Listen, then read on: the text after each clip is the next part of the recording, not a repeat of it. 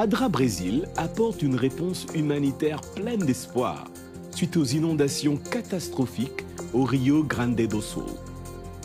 L'Église adventiste du 7e jour favorise l'inclusion mondiale des enfants autistes dans l'éducation spirituelle et l'évangélisation.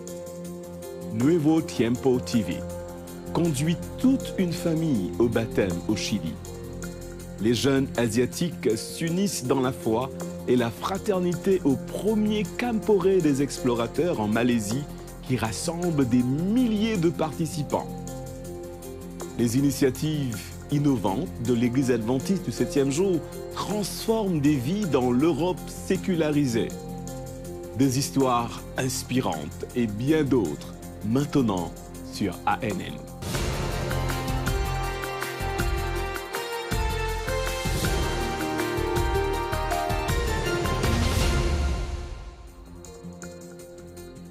ADRA met en place des secours complets en réponse aux inondations graves survenues au Brésil.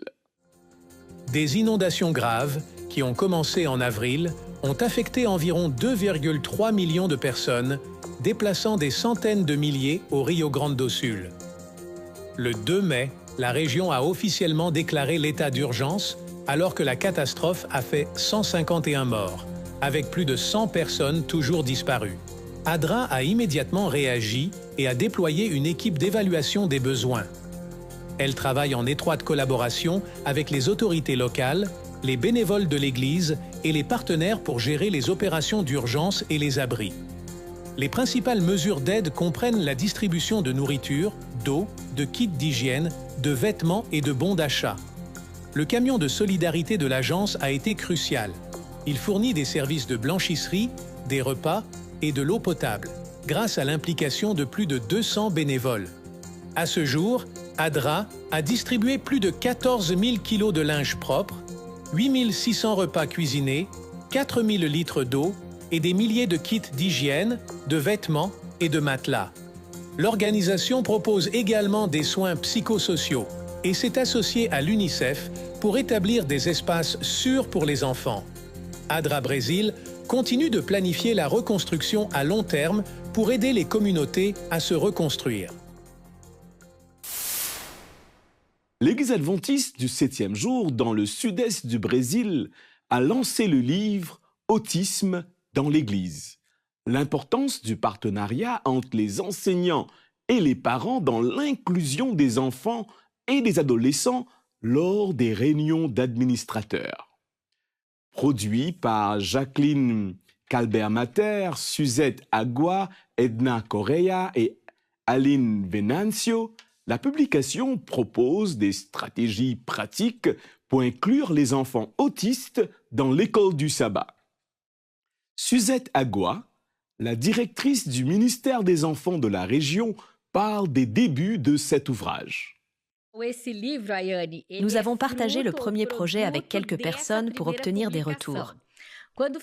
C'est là que Jacqueline intervient. En tant que mère d'un enfant autiste, nous voulions savoir si ce matériel et ces suggestions pourraient être appliqués. Elle a répondu que c'était incroyable et génial. Mais elle a attiré mon attention sur le détail qui manquait dans ce premier volume. Elle m'a demandé « Où est le partenariat avec la famille ? Pourquoi ?» Parce que certaines stratégies ou supports, comme le terme utilisé dans le premier volume, amènent l'enseignant à observer et découvrir les moyens qui fonctionneraient le mieux pour l'autorégulation de cet enfant. Et elle a fait une observation remarquable.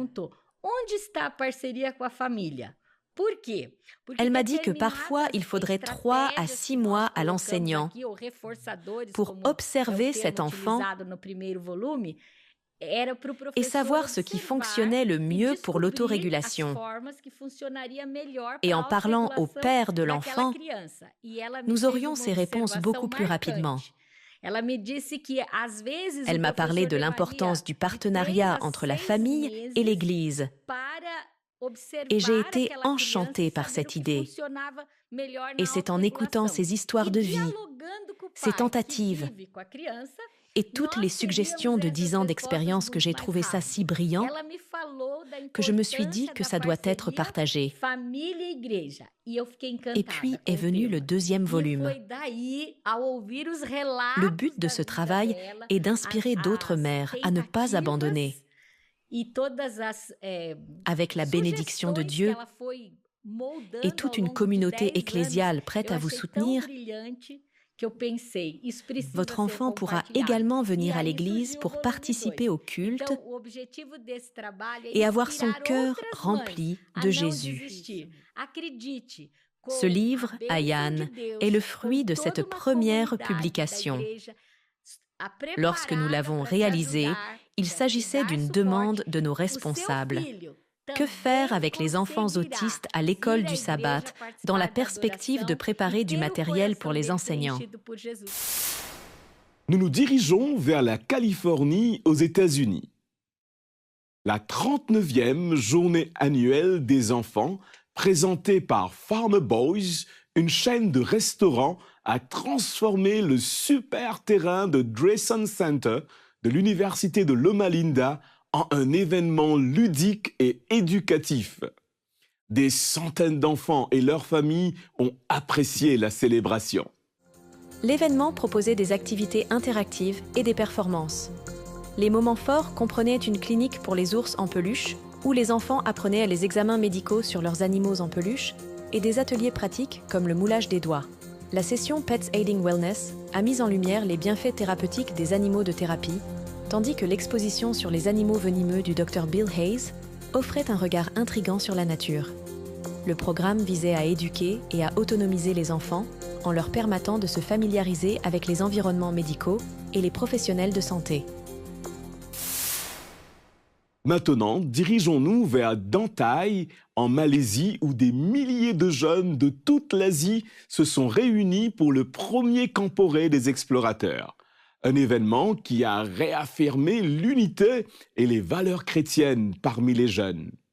Le Camporé a vu la participation de plus de 2300 explorateurs qui ont apprécié une semaine d'aventure, de développement du leadership et d'approfondissement de leur compréhension du caractère du Christ.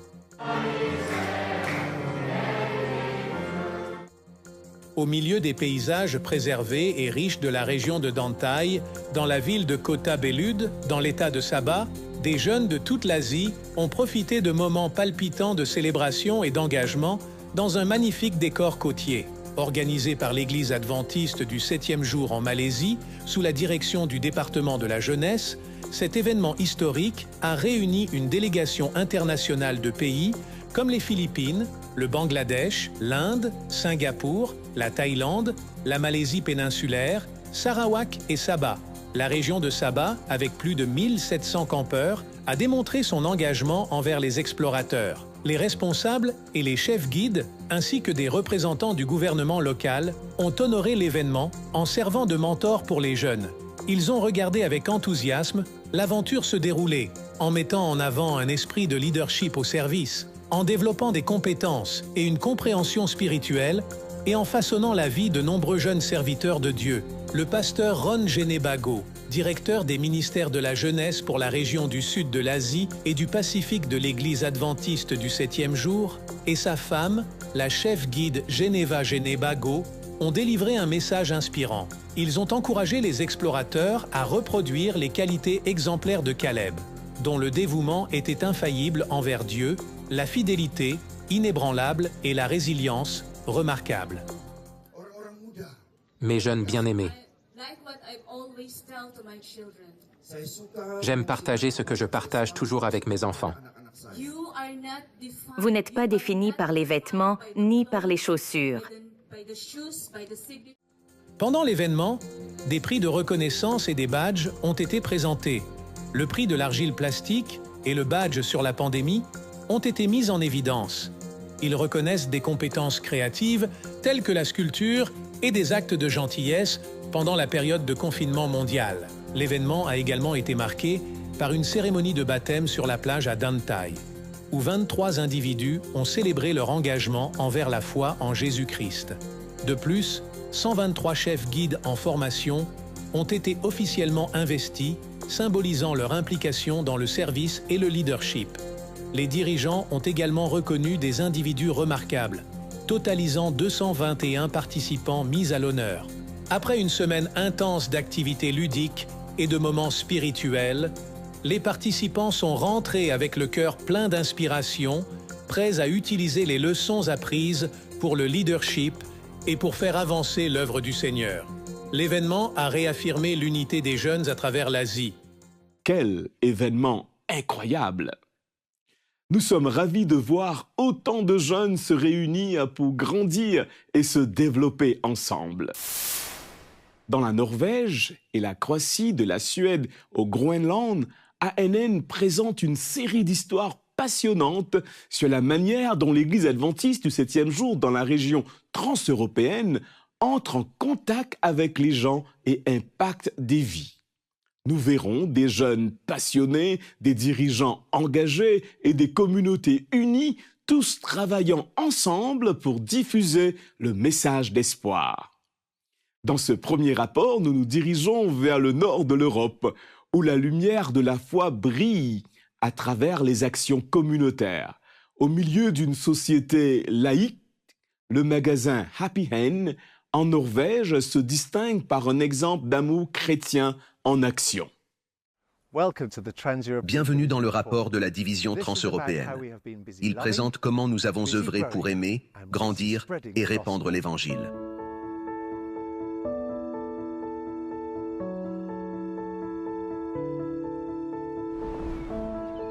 Dans la ville de Moss, à 80 km d'Oslo en Norvège, le magasin de seconde main Happy Hand est propice aux affaires.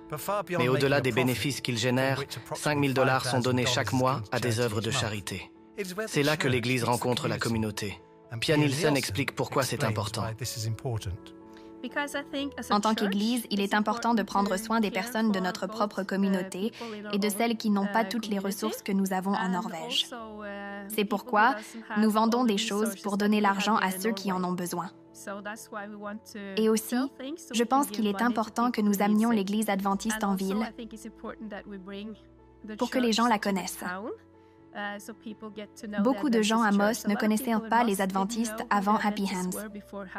Maintenant, presque tout le monde sait qui sont les adventistes. La société en Norvège est laïque et pour la plupart chrétienne à bien des égards. La majorité des gens ne met jamais les pieds dans une église, sauf peut-être à Noël. C'est une façon pour nous de vivre notre foi dans la communauté. L'Église s'exprime d'une autre manière. Si nous voulons que les gens s'intéressent à ce en quoi nous croyons en tant qu'adventistes, nous devons nous lier d'amitié avec eux. Je pense que c'est très important. Nous devons nous intéresser à leur vie pour les connaître. Ils ne viennent pas dans notre Église. Nous devons aller vers eux. Les murs tombent, les portes s'ouvrent, la presse devient plus positive. Les gens viennent demander s'ils peuvent aussi aider des gens de la rue. Pouvons-nous aider avec ce projet? 2 fois par semaine, Happy Hand propose des cours de norvégien pour les Ukrainiens et les autres réfugiés. Au moment de leurs achats, les clients peuvent aussi rencontrer le pasteur de l'église de Hatalawini. Ce compte-rendu de Norvège nous montre comment la compassion et le service sont vivants dans la mission de l'Église adventiste du 7e jour, même dans les régions les plus sécularisées. Une inspiration pour nous tous, peu importe où nous nous trouvons dans le monde. Dans le prochain volet de la série, nous verrons que la santé mentale et le soutien communautaire sont au centre de la scène en Croatie. Bien que l'enseignement du jugement soit certainement biblique, l'idée que nos vies soient examinées dans les tribunaux du ciel peut sembler accablante. Rejoignez le pasteur Ted Wilson, président de la conférence générale de l'Église adventiste du 7e jour, alors qu'il plonge dans la 2e partie du chapitre 28 de la tragédie des siècles d'Ellen White. Dans l'épisode d'aujourd'hui, découvrez pourquoi le jugement est une bonne nouvelle pour tous ceux qui ont accepté Jésus-Christ comme leur sauveur. Cependant, assez peut être compris concernant l'origine du péché et ce qu'il deviendra au final pour que nous puissions être assurés que Dieu est bon, juste et équitable. Dans la tragédie des siècles, nous lisons « C'est la manifestation d'un principe en guerre avec la grande loi de l'amour qui est la fondation du gouvernement divin. »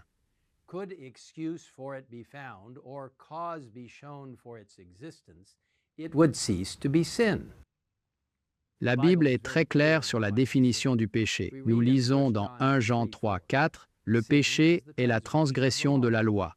De la loi de qui? De la loi de Dieu. C'est la manifestation d'un principe réfractaire à la grande loi d'amour, base du gouvernement divin. » Voyez-vous, il fut un temps où le péché n'existait pas. Il y avait la paix et la joie dans tout l'univers. Tout y était conforme à la volonté du Créateur. L'amour pour Dieu était suprême et l'amour mutuel impartial. La loi de l'amour était le fondement du gouvernement de Dieu, et le bonheur de tous les êtres créés dépendait de leur acceptation de sa loi d'amour. Dieu n'a jamais et n'oblige jamais personne à accepter sa volonté pour eux. Il désire ardemment que tous ces êtres créés choisissent d'avoir une relation avec lui basée sur l'amour. Et il accorde la liberté de choix à chacun. Pour visionner l'épisode complet et d'autres vidéos approfondissant la foi adventiste et son histoire, visitez notre chaîne officielle sur YouTube. Dans la région centrale du Chili, la famille Almuna a accepté l'Évangile grâce à Nuevo Tiempo, à savoir Hope Channel en Amérique du Sud. Après avoir reçu des études bibliques, la famille a décidé d'être baptisée dans l'église adventiste du 7e jour. Le pasteur Andrés Dinamarca nous raconte cette histoire. Chers amis de Nuevo Tiempo, je suis avec une famille très spéciale. On leur fait un coucou. Voici le pasteur Fernando Ruiz. Nous sommes dans la région centre-sud du Chili, dans la ville de Miraflores. Aujourd'hui, la lumière s'est éteinte dans l'église. Regardez, la lumière s'est éteinte dans toute cette province. Mais nous sommes venus dans cette église pour le baptême de Daniela et Sergio, qui ne sont pas ici, car ils ont déjà été baptisés. Hector et Daniela. Mais vous vous demandez peut-être pourquoi ils sont 4 ici. Pourquoi vous avons-nous envoyé cette vidéo? Il y a quelque temps, la femme de Guido a allumé la télévision à la recherche d'une chaîne. Et tout en cherchant, elle a trouvé la chaîne Nuevo Tiempo. Et la vie a changé pour cette amie. Elle a changé pour Guido et pour toute la famille. Ils ont écouté le pasteur Jason Montoya et le pasteur Joel Flores. Ils ont commencé des études bibliques et ont cherché l'église où se rassemblèrent les gens de Nuevo Tiempo. Ils ont cherché une église adventiste du 7e jour. Bien qu'aujourd'hui il y ait eu 2 baptêmes en ce lieu, le Seigneur a aussi conduit toute la famille Almuna à accepter Jésus-Christ par le baptême. La parole de Dieu ne revient jamais sans effet. Dieu opère des miracles et utilise tous les moyens pour atteindre les gens. Nuevo Tiempo, Hope Channel, en Amérique du Sud, en collaboration avec les églises adventistes locales, fait la différence dans des milliers de vies. Des îles Salomon, un archipel au cœur de l'océan Pacifique, nous vient cette histoire de détermination et d'unité. Plus de 200 dirigeants locaux de l'Église adventiste se sont réunis pour une mission de formation en leadership.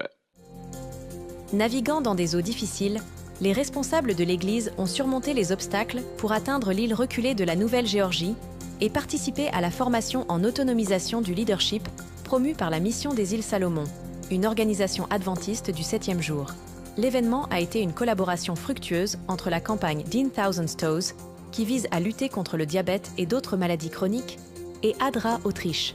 Il a permis d'aborder des sujets essentiels tels que le développement du leadership, la littératie financière, la gestion de la santé et la saisie de données. La formation a été marquée par des sessions d'apprentissage pratique, y compris des démonstrations alimentaires, qui ont remis en question les normes culturelles, impliquant les hommes dans une activité traditionnellement féminine. L'événement s'est terminé par des dépistages de santé, symbolisant le début d'un voyage vers l'autonomisation et le bien-être. Malgré de longs voyages en mer et des hébergements en camping, les participants ont fait preuve d'une résilience extraordinaire. Ils venaient de différentes îles, mais repartent en leaders unis, prêts à inspirer et à provoquer des changements positifs dans leur communauté.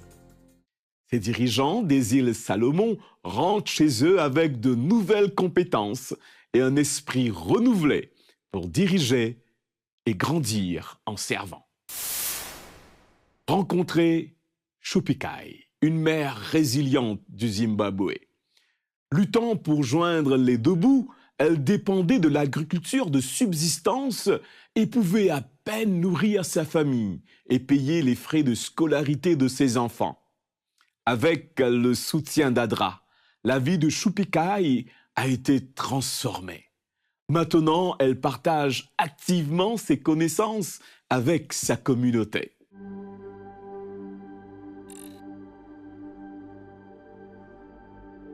Nous vivions au jour le jour, à peine capables de nous acheter de la nourriture et de payer les frais de scolarité. Il ne nous restait rien. Je m'appelle Chupikai et je vis avec ma famille à Murero. Je n'étais pas employée avant. Je ne pratiquais que l'agriculture comme moyen de survie. Je ne gagnais pas d'argent en plus. Quand ADRA est arrivé, ils ont appris à mon village à économiser de l'argent et à faire des prêts. ADRA nous a aussi enseigné de meilleures techniques agricoles et d'élevage d'animaux. J'ai emprunté de l'argent, investi dans un projet de poulets et j'ai acheté des engrais pour mon projet agricole.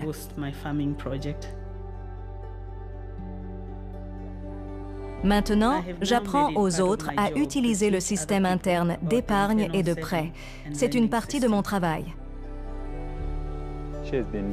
Elle a été formée et maintenant elle est une dirigeante qui aide sa communauté. Maintenant, j'ai de l'assurance quand je partage avec les communautés ce qu'ADRA m'a appris. Je suis tellement heureuse d'avoir amélioré mes conditions de ma vie et celles de ma famille.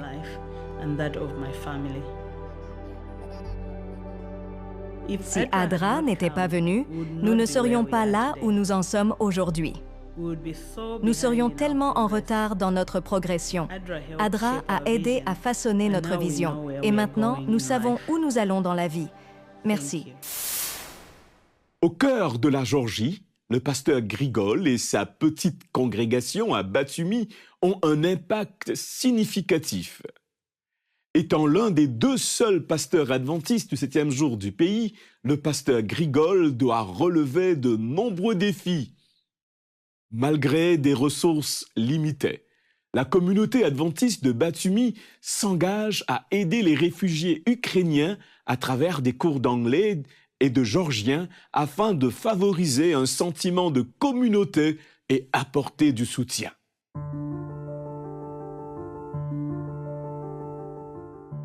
Le pays de Géorgie compte environ 4 millions d'habitants. Parmi ces millions, le pasteur Grigol est l'un des deux seuls pasteurs adventistes du 7e jour géorgien. Nous ne sommes pas nombreux. C'est pourquoi nous avons beaucoup de fonctions en tant que pasteurs. C'est un grand défi parce que nous manquons grandement de ressources. Le pasteur Grigol vit dans la ville portuaire de Batumi, la deuxième plus grande ville de Géorgie. Les défis de la mission augmentent jour après jour. D'autant que de nouveaux appartements d'habitation, des casinos et d'autres constructions se développent autour de son église. Un très grand nombre de personnes sont méfiants. Ils ne nous croient pas quand on leur parle de Dieu. Je dirais que c'est l'un des défis à relever. Bien que la Géorgie ait été historiquement la deuxième nation à adopter officiellement le christianisme, l'adventiste a eu du mal à s'y implanter. L'Église adventiste est particulièrement petite en Géorgie. On y compte environ 300 adventistes dispersés dans toute la Géorgie.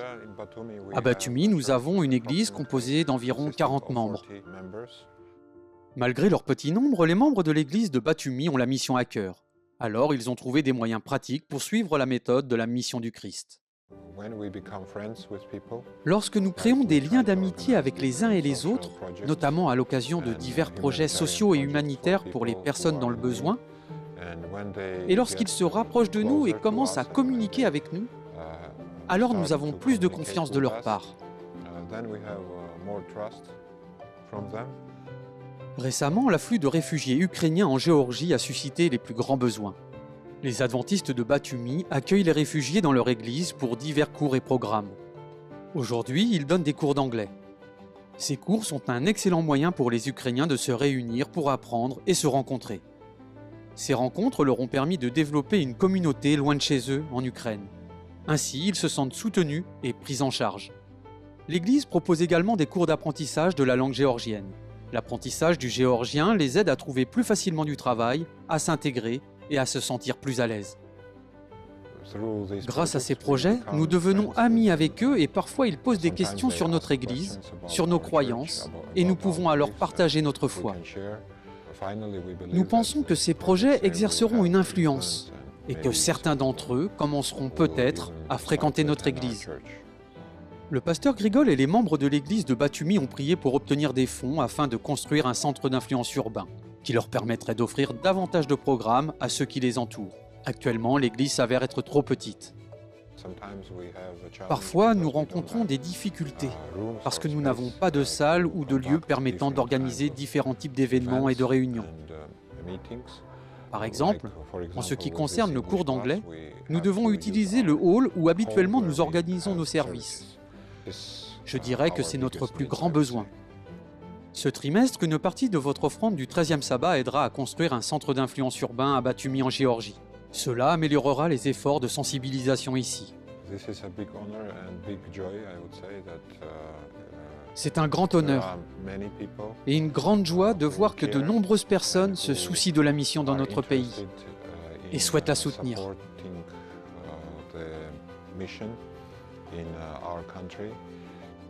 Merci de prier pendant que les membres de l'église de Batumi continuent de répondre aux besoins de leurs voisins. Merci de soutenir des projets d'offrande du 13e sabbat comme celui-ci. Ainsi se conclut l'épisode ANN de cette semaine.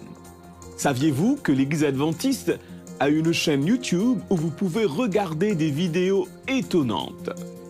Cliquez sur le bouton « S'abonner » pour ne jamais manquer une nouvelle vidéo.